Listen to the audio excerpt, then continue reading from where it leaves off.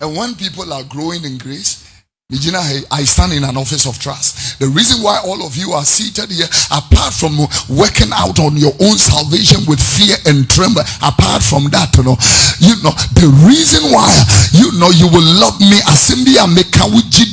and all that is because I'm a man of God.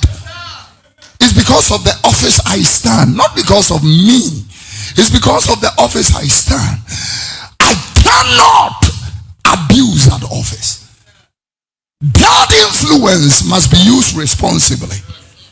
I cannot. In other words, I can do something negative that will bring disgrace to my wife. I can do something that will bring disgrace to all of you. So I don't give an occasion for anybody to blaspheme the name of God and blaspheme me and the church of God, the altar of the God and the things of God. I don't allow that.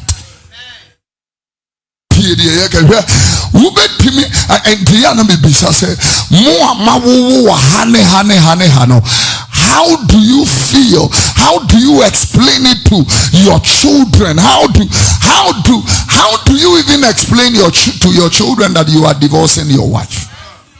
How do you explain it? Now, how do you explain? How do I tell my children that?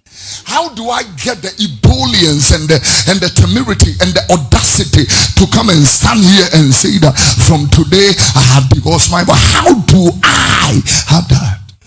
Sister, I don't know anymore. Or no example, could be refused. Hallelujah.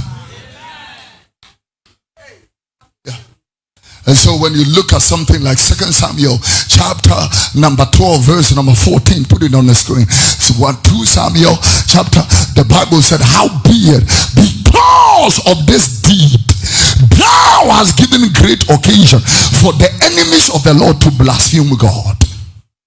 The child also that is born shall surely die. Let me explain that. Take it to GNT version. In this version he said, and because you have shown such contempt for the Lord in this, your child will die. In the Amplified, the Bible said here, nevertheless, because of this deed, you have given a great opportunity for the enemies of God to blaspheme the Lord. In the NLT, listen, he made a submission. Look, he said, nevertheless, because you have shown utter contempt to the Lord by doing this.